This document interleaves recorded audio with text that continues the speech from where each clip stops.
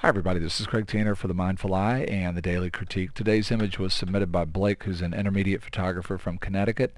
Blake shot this image with a Nikon D700 and f1.4 85mm lens, and the exposure information is ISO 250 and f8 at 1/250th. We know a little bit about the lighting setup here. Blake was using one softbox to camera left, so he's got a softbox over here.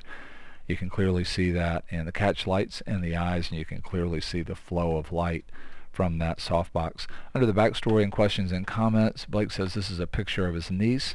Says that he's had a consistent lighting setup with multiple lights, and he wanted to go with one light to light this shot. He said he consciously tried to go for some slight angles in the shoulders and the turn of the face, and with his niece looking down slightly. He had several questions. He had a question about highlight and shadows on the face.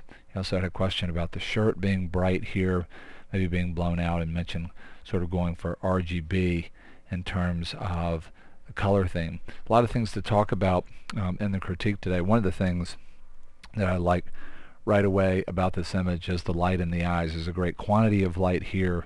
There's a really dynamic catch light. The eyes really come alive in this portrait. And in a formal portrait like this, so much of the times if we don't have this kind of quality of light in the eyes, then the portrait will fall down. So a really great job of getting the light in the eyes. Let's just talk about that for a second from a technical standpoint.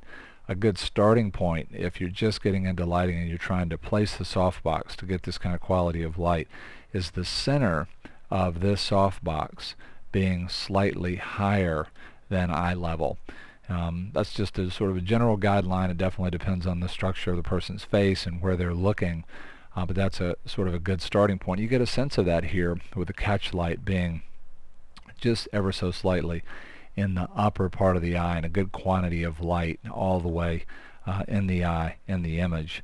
The other thing that I like is the softbox is creating dimensional light on Blake's niece's face. So in other words, we've got a highlight side of things and we have a shadow side of things, and there's a real nice sense of dimension. There's also a really nice sense of the light still being open, and a pretty low lighting ratio, pretty low contrast, which again, if we're talking about sort of traditional portraits, so much of the time when we're photographing women, we'll use a lower lighting ratio setup, and we're seeing that here, and I think that that works really well. Real vibrant colors. Blake mentioned going for RGB. You definitely can see that here, and if Blake likes colors, niece likes a lot of color. Pretty exciting in terms of seeing a definite primary red and almost a pure primary green and primary blue. And again, if you sort of like that kind of color, then Blake has nailed that here. And I do think the slight movement of the shoulders and just a little bit of a tilt of the head and looking down, those kinds of things can make a big difference if we're trying to create visual movement in the image. And if we're going to do a sort of formal pose here and have the hand in here, I think the hand has been placed and managed really well too. You get a really nice sense of a fan of the hand, and the hand seeming very relaxed, and I think that's working really well. If I think about a perfect world variation, I also think about some of Blake's questions and comments here. One of the things that I would mention about the lighting that we might do for a perfect world variation, and going along with one of Blake's questions, Blake's concerned with what's happened in here with the light.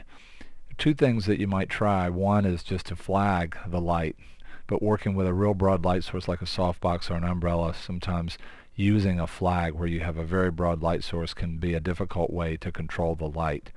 Don't know what kind of softbox Blake is using here, but having a softbox where you can put a grid on the front of it so you can control the direction of the light a little bit more might be helpful, or louvers, sort of barn doors that we could use to control the light, and feathering the light. What do I mean by that? I mean taking this light, so let's say this is a real narrow profile softbox, and here it is right here. If we were to take it and rotate it in this direction so that we're feathering it and we're just using an edge of the light, and so that the brightest part of the light really starts to hit somewhere in here, and light falls off over here and down here on the shirt, and then the main movement of the light sort of starts over here with this eye and moves over. So feathering that light, potentially flagging the light, might be a way to cut down on this much light in here and a little bit of the light on this side of the face and even on the hair in here, and really sort of trying to make the face, this part of the image, come alive. Blake asked about the flow of light on the face. I already mentioned liking that. He also mentions this color. And for me, one of the things that's happening, again, this is personal taste and also depends on the person that's sitting for you. One of the things that's happening for me in this shot is that the blue comes in as sort of a new color idea. What do I mean by that? Blake's niece has beautiful eyes. They look green here. She's wearing green, really nice sort of harmony of color. Love the play there. The red of the fingernails and the red of the lips, another real strong color idea, and the red in the skin tone and sort of reddish brown hair. Those ideas are all playing nicely with the green and sort of with each other. Then the blue comes in as a new color idea. It doesn't connect to anything that's in the main subject of the image, either with the clothes or just her coloring, and so it starts to become very dominant for me, and I might cut down on that. Just show you some of the things that I played around with doing. I came in and I changed the hue of that background and really took a lot of saturation out of the blue.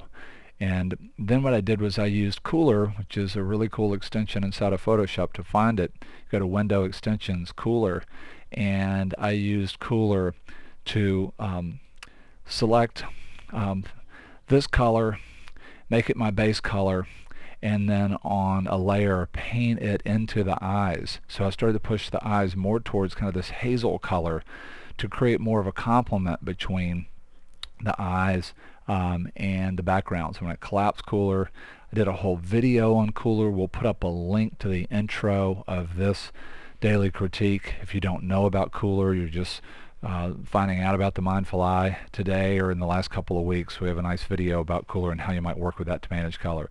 This will be subtle, but here's the layer where I came in using Cooler to specifically paint that blue onto the green of the eyes and push the eyes more towards a hazel so that there's a harmony now between the background and the eyes. I came in and cut down on the saturation of the green. My thinking is that I'd like for color to really come forward in the portrait subject. So I'm muting that green. I came in and did a curves adjustment to darken the left-hand side of the face, and then hue saturation brought the eyes and the hair and the lips up a little bit.